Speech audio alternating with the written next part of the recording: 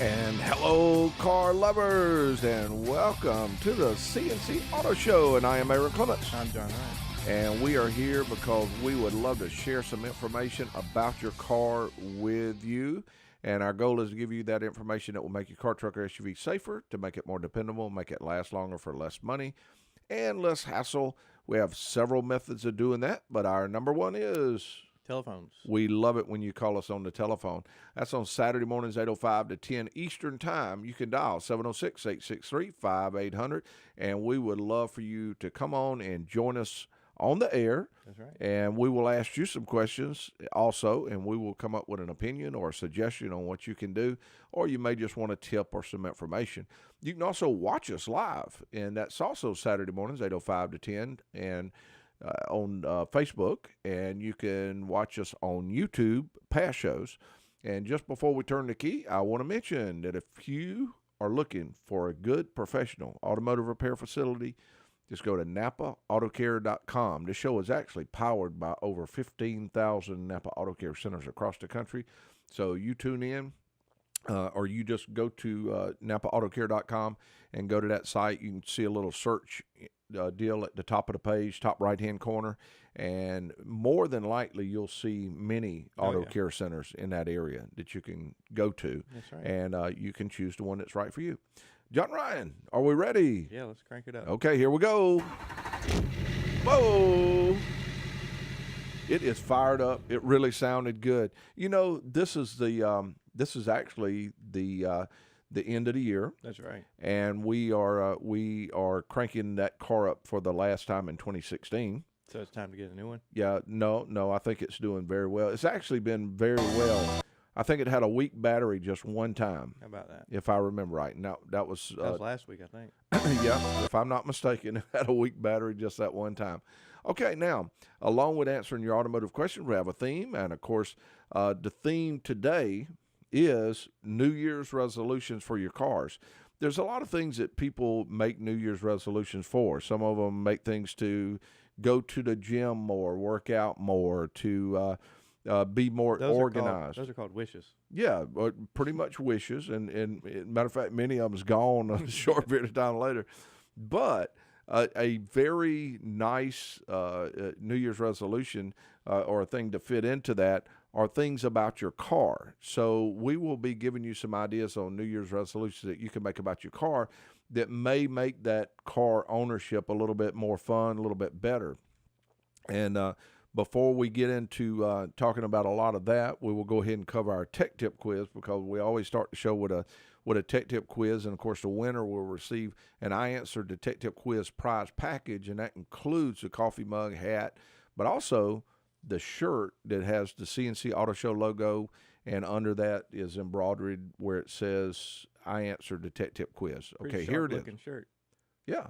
Well, actually, this is a tech tip from a previous show that we did not get an answer to. All right. And we had a strong request to bring it back. So this will be a very special winner when they win. Last year, Susan had a really unusual New Year's Eve night. She attended a party that night, and everyone left around 12:30 a.m. New Year's Day. It was very dark outside, and she ended up jumping off a man's truck she just jumped off the truck and almost sprained her ankle. Mm-hmm. All right.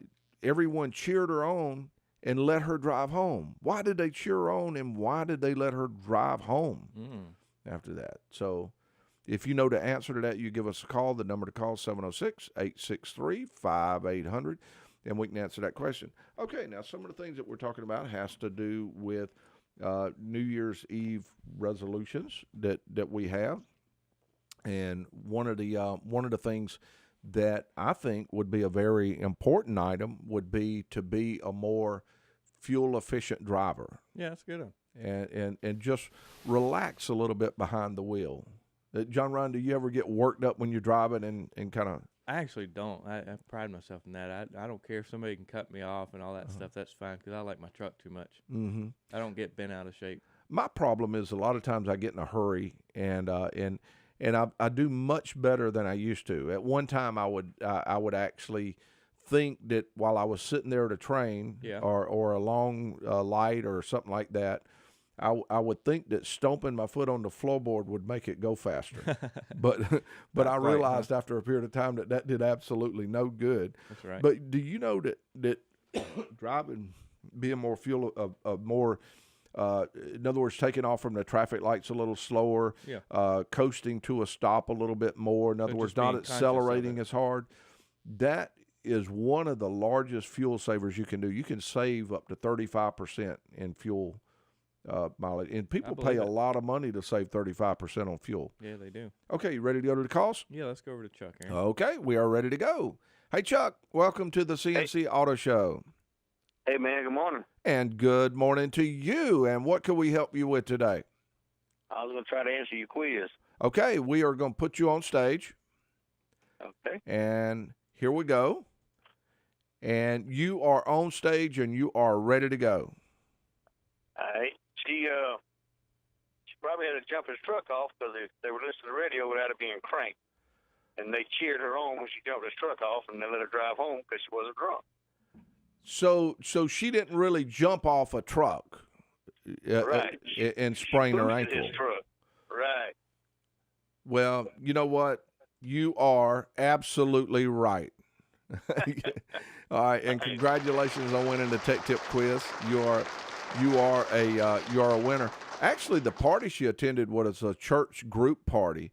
As the church group was leaving the New Year's Eve party, one of the guys had a dead battery, and Susan had heard about a battery jump box on the C&C Auto Show, and she reached in her trunk and she pulled out a battery jump box, and it was dark, and she stepped in a pothole as she was doing that, and she actually sprained her ankle, but she was fine. The entire church group cheered her on and was amazed that she was able to jump start a car, and they still talk about how good she handled the situation to this day.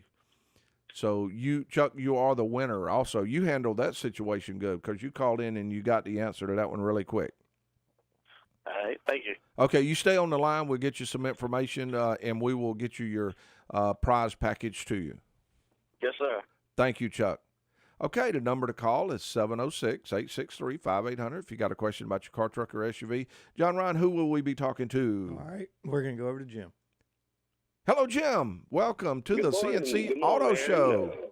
Good to talk to y'all again. Got a question. I got a 2001 Chevrolet Silverado 1500. I've had everything flushed in it, but I'm still not getting as much heat. Except in the afternoon when I'm going home, then I'll get wonderful heat. I replaced the thermostat, flushed the system, I put a new antifreeze in, and it's still not getting warm like it was the one time. What could be cause of that? Jim, you mentioned you flushed the system also. Yes, sir. How did you flush it? Did you flush just the heater core or the entire cooling system? The entire thing. I had a friend of mine that works on my car. I don't have use of but one arm. Okay. So, and he does good work and everything. Has for me for years, but I have been confused by this one. Yeah, no doubt. Some of the things that the technician would look at is, I know you mentioned you replaced the thermostat. We want to be sure that it's getting to normal operating temperature, which on that one it should be about 195 to about 210. So that's one. Right. Yeah, that's one thing that's very important. The next thing would be to see what the input as far as the temperature reading would be on the heater hose and the outlet. See if there's a temperature difference there, because if they're equally as hot, it very well could be something inside the cab. But again, the thing that would kind of rule that out is you say in the afternoon it does end up heating up. Is that after driving it for a long time? Well, in the morning time, just like I'm driving the nice box to work. But when I'm driving from back to Harlem, it warms up just beautiful. Okay. Yeah, there's two common things that happen to those trucks. The heater cores do get restricted, and that can cause almost intermittent heat. It'll come and go. But however, there's also inside the cab, there's the blend door actuators, and they may not be resetting. So you may have a problem inside that cab also. Yeah, or possibly, restricted heater core. That's right. Okay, we're going to take a real quick break. We'll be right back with more tips about your car. We'll be right back.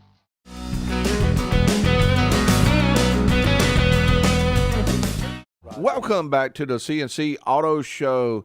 And some of the things that you may want to consider doing in the coming year as a New Year's resolution would be a courteous driver, Yeah. or maybe a more courteous driver than you can. One of the things that I think is very nice for people to do is, let's say you're in heavy traffic and there's somebody been sitting there wanting to get out of a space for a long period of time. Yeah.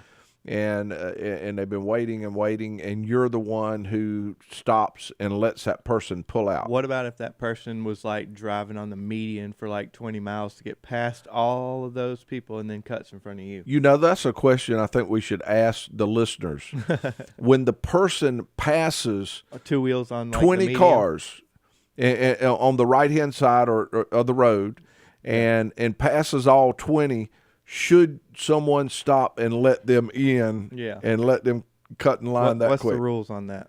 Yeah. So if anybody has an answer of what they would recommend doing if something like that comes up, do they let them in? Are you happy that somebody else did let them in? Yeah. Or what would be the question? And I don't know. I think with me, it depends on what type mood I'm in. I think it depends on how they're trying to get over too. If they're just pushing over, yeah, no, that's not Yeah. gonna happen. Yeah. But if they like, kind of patiently wait, maybe. You know what I do a lot of times if I accidentally, every now and then it's not the person's fault.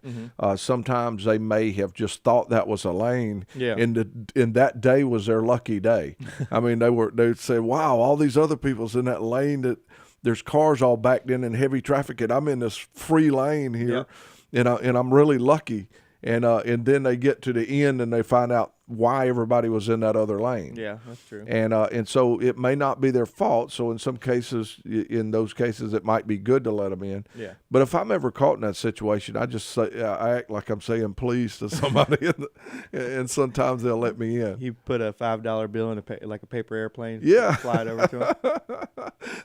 But I think it is good to try to be friendly and courteous and nice when you can. But like you said, there's some cases like that does bother you just a little bit. And what do you do? What do you do if somebody is like tailgating you? I mean, you're riding along and you're trying to be relaxed, and I'm not a slow driver. Yeah. I'm not extra fast, but I mean, I'm not slow by no means. Right. But somebody gets right on your bumper. Well, it depends if it's a 1-lane road or if they have room to get over. If it's a single lane road, as far as you just driving and somebody's on the bumper, I mean, you clearly brake check them. Uh-huh. No, I'm just kidding. You brake No, check I'm 'em. kidding. To see if they're paying attention. Yeah. Now that's bad. Okay, the number to call 706-863-5800. Throw it in reverse and dump the clutch. That's not good either. Okay, the number that's 706-863-5800, 805 to 10 Saturday mornings. And are we ready to go to the calls? Yeah, we got one coming in. Okay, here we go. Good morning and welcome to the C&C Auto Show. Yeah, my name is Steve. Yes, sir. I called to tell you about what can happen if you're crossing the Potomac River on I-95 going into Maryland, Uh-huh. and then you start seeing these signs that says flashing signs that says construction ahead, merge left, right lane closed, Mm-hmm. but there's a lot of traffic on the left, and you want to get on up there, and then you try that and try to get in front of the other cars. Maryland State Police will be sitting there waiting for that. Oh, they don't like you to do that then. Absolutely not. Out there on the US 101 freeway in California, they'll do the same thing. Uh-huh. Steve, And, I've got to ask, how much was your ticket? I never got a ticket.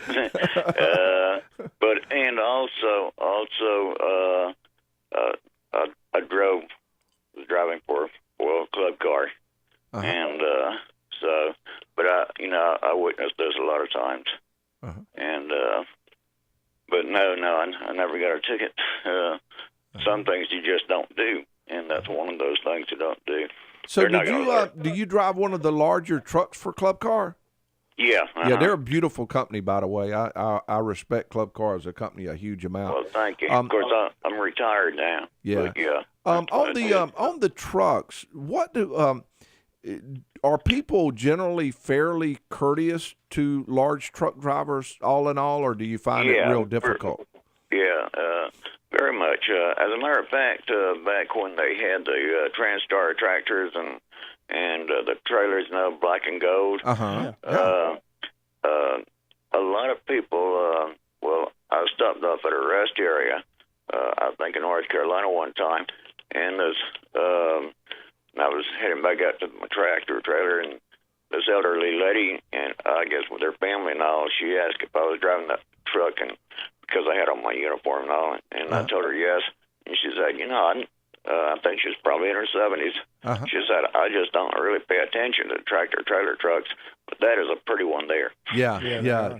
Club Cars always had beautiful tractor trailers that they pulled their vehicles with. And it was a good company to drive for.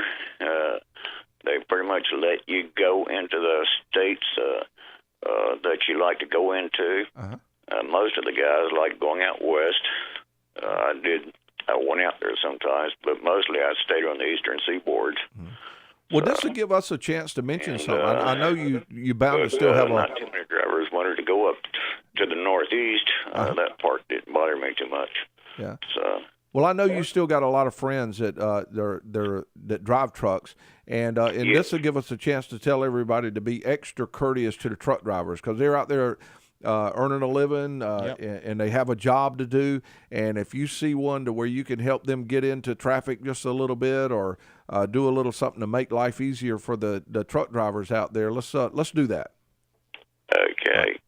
All right. Well, I enjoy your program, and of course, when I did leave Club Cars, started driving local, I just always made sure I got a tractor that had a good playing radio in it.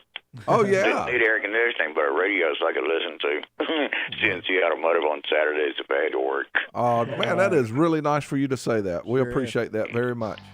All right. Well, y'all take care. Have a good New Year. Oh, you do the same. Okay, it is time for a break, and we will be getting other tips on New Year's resolutions for their cars. And then we will also be talking to Alice and a lot more as soon as we return with the C&C Auto Show.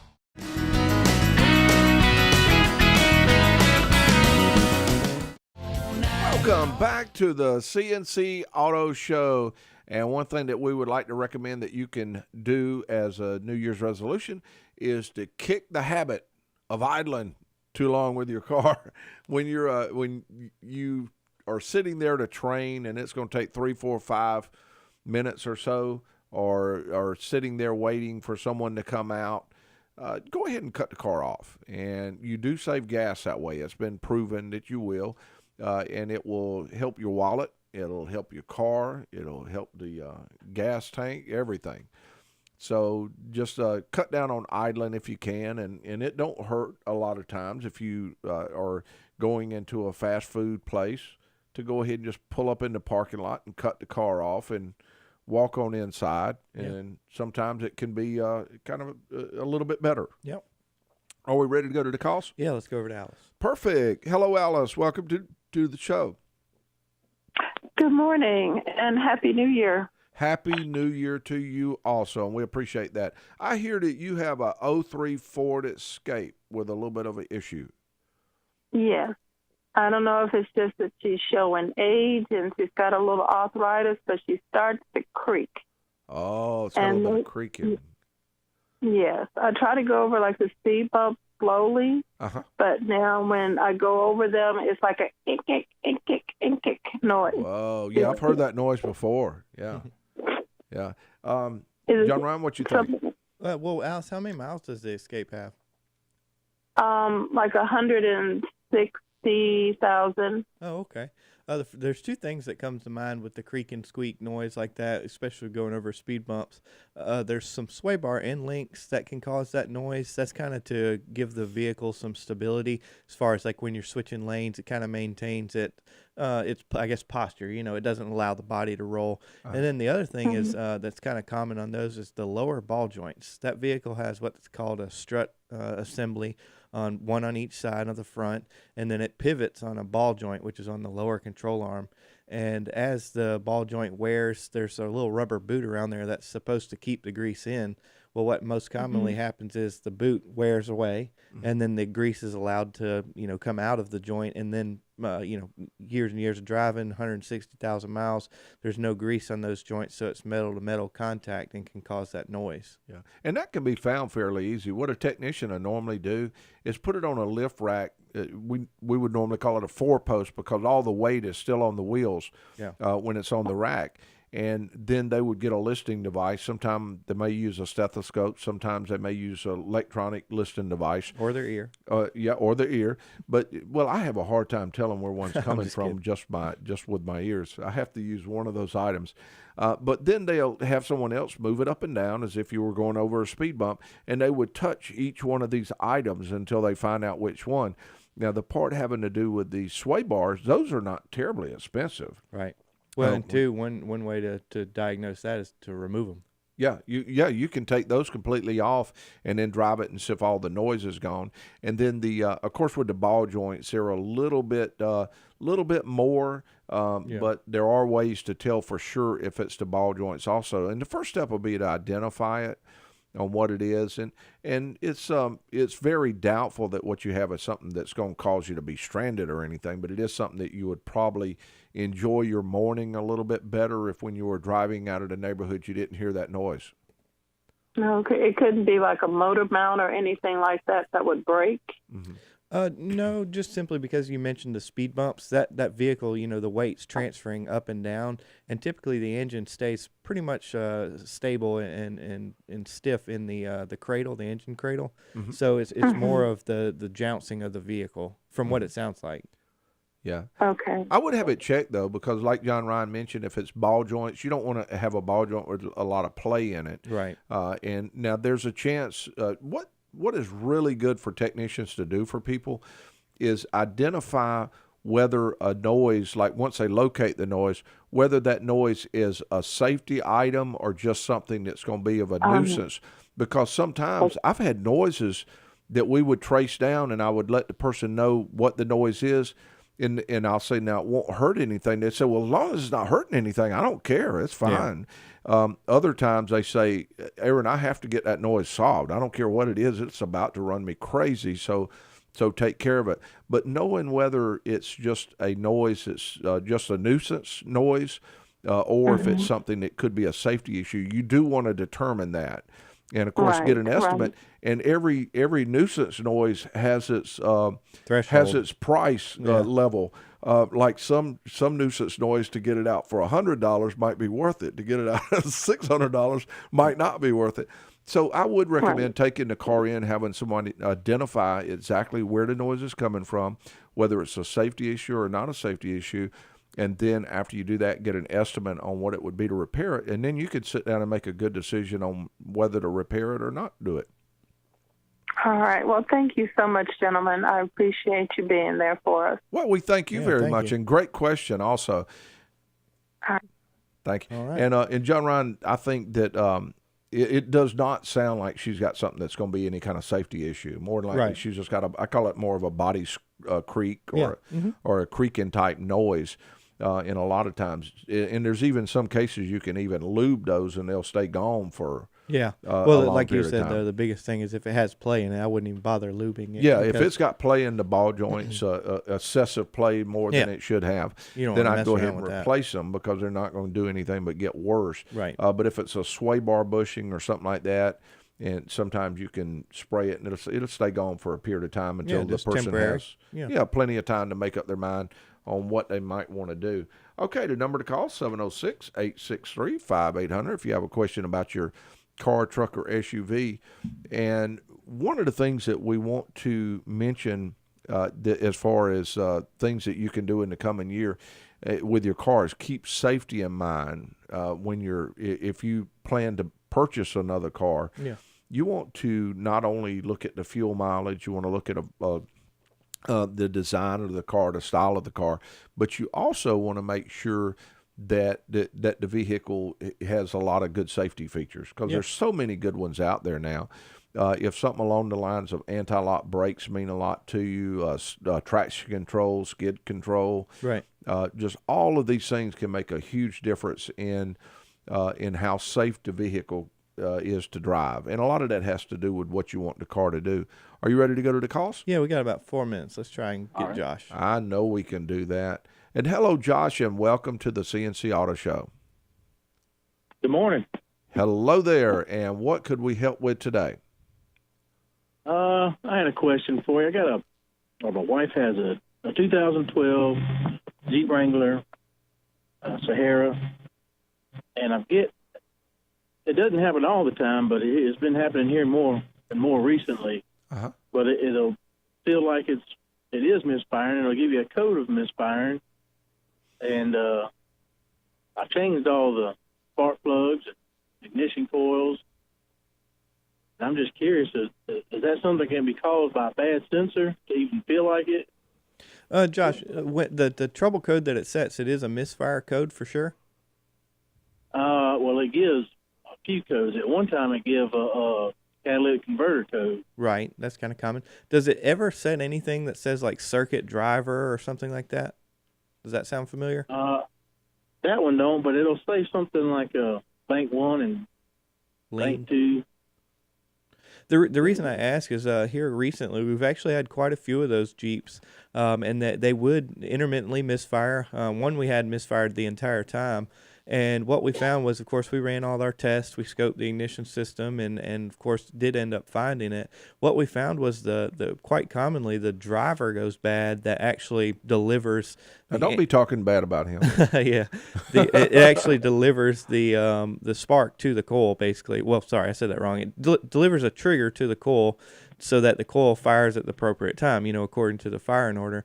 And what happens is that computer will basically forget or just not to fire or trigger that coil to ignite, and it will set misfire codes and all that. Now, one we did have an ignition circuit driver code, which is indicating that the PCM detects its own fault, basically. So that's the reason I was curious. But the most important part would be is to have some diagnostics ran, and of course with a scope. That way they can see which cylinder it is and what exactly the cylinder is doing. Okay, we do have an appointment set up there at C&C, so. And Josh, when John Ryan was mentioning the driver had the issue, he was talking about the driver and the computer, of course. Yeah. Just like your home computer has a driver for the printer and all that. I see, yeah. My wife, she uses it every day. She delivers mail in it, and she hears the ding, and it dings all the time, she says, about the driver at the race. Yeah, well, we'd be glad to check it whenever you get ready, and we appreciate the phone call very much. And the number to call, 706-863-5800. If you have a question about your car, truck, or SUV, we would be glad to help you with it. And also, we will be talking about New Year's resolutions for cars. All that and more as soon as we return with the C&C Auto Show.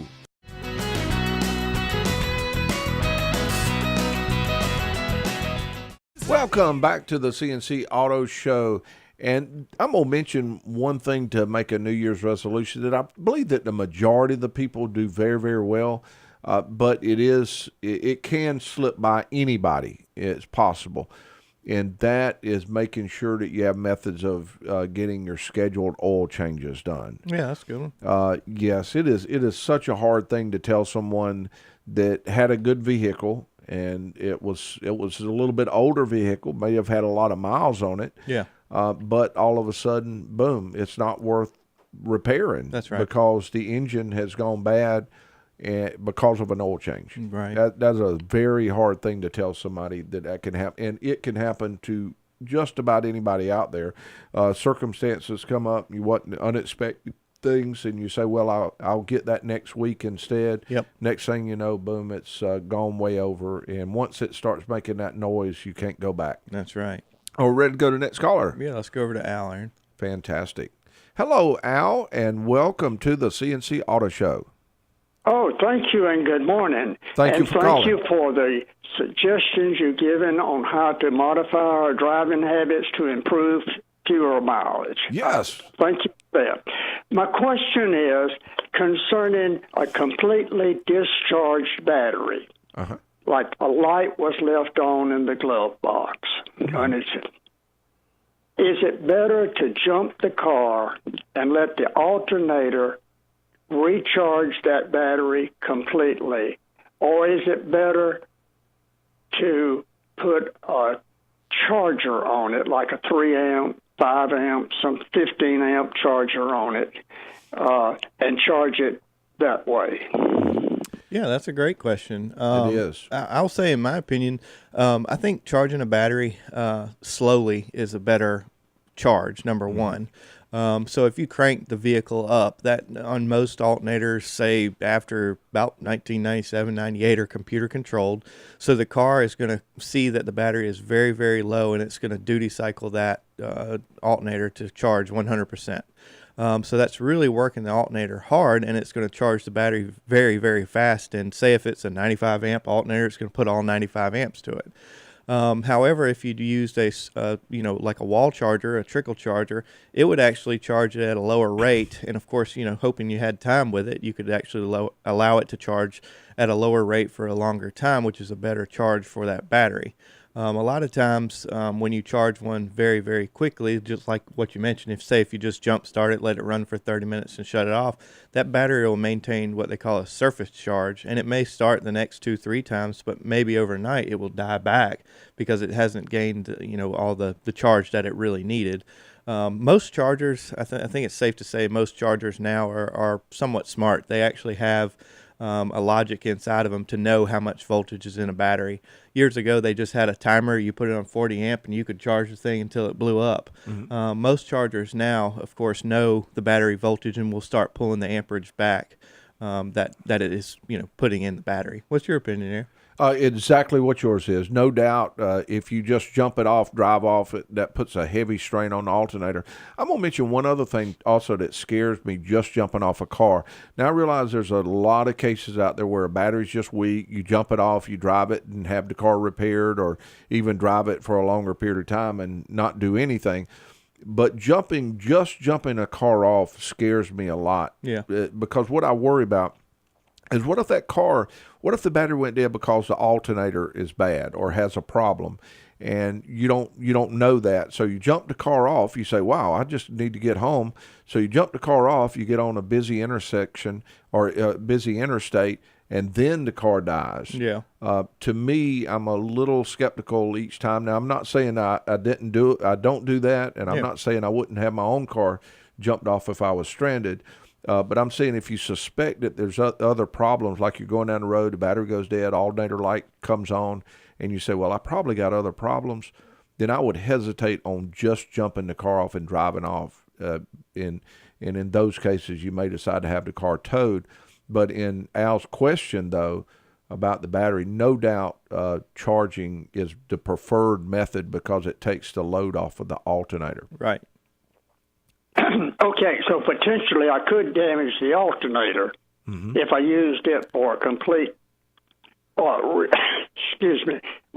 recharge of the battery. Yes, and I'll go a step further. A huge number of batteries that people try to squeeze the last 6 months out of or the last year of. In other words, the battery's getting weak and they hear it a little slow to crank in the morning, but they say, well, I'll go a while longer and get the rest of the wear out of it. What's happening is every morning when the car cranks up, that alternator has to work extra hard to charge that weaker battery back up. So many times, if a battery is left unattended for a long time, in other words, going bad, 4 or 5 years old and just gradually going bad, sometimes it can take the alternator with it because of that same reason. What makes that scenario worse is a battery with a bad cell in it, too. That alternator is going to charge 100% of the time every time you crank it. And like I mentioned, it'll have a surface charge, and maybe day-to-day traffic it would be okay as far as starting and go. Yeah. Eventually, that alternator says, well, heck with this. Yeah. And of course, we always say, too, the battery is the shock absorber for the entire electrical system.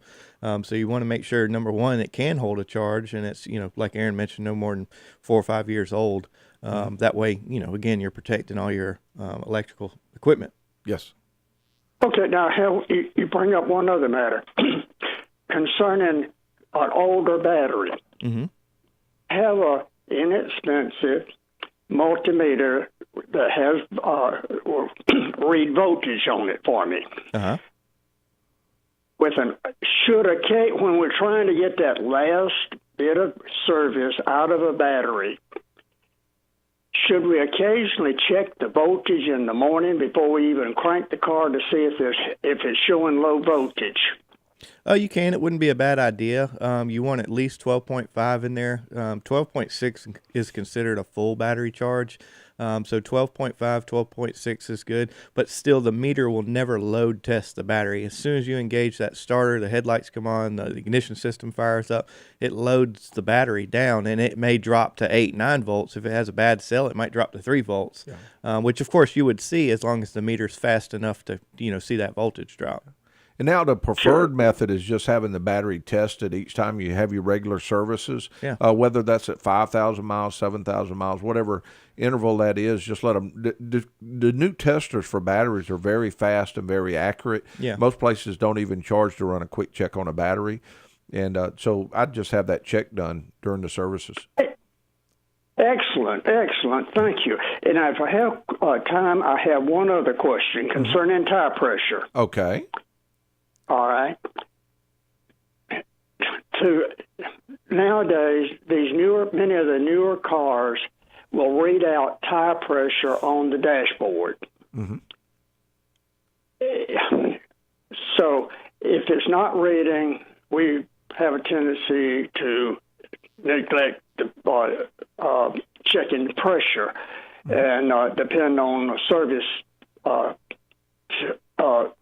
facility. Right, the old method of checking it manually. Yeah. Exactly. Yeah, that's right. Now, so if we're riding and it comes up on the dash, low tire pressure, let's say it's at night, it's cold, it's raining, how low can that pressure be off of an optimum amount not to cause damage? Like if you're at the airport coming in from Atlanta and the plane is 11:30 or 12 getting in, you're trying to get home, and on the way home, it pops up low tire pressure. Right? Okay, that's a good question. Yeah, very good question. About to run out of time. The best thing to do with the tire pressure is if it has a low tire pressure light. Some of these dashes actually indicate what the pressure is. Of course, scroll through that, make sure it's above 30, you could drive home. However, the best thing to do is just visually look at the tires, make sure they're all even as far as, visual, and then you could be okay to drive I would home. pull over and just do a walk around, and if they look safe, then I'd wait until I got to a safe place to get air pressure adjusted. And we are out of time, and that was great calls, by the way, Yeah, it was. the gentleman Good had. questions. Okay, and we will return with another C&C Auto Show very shortly.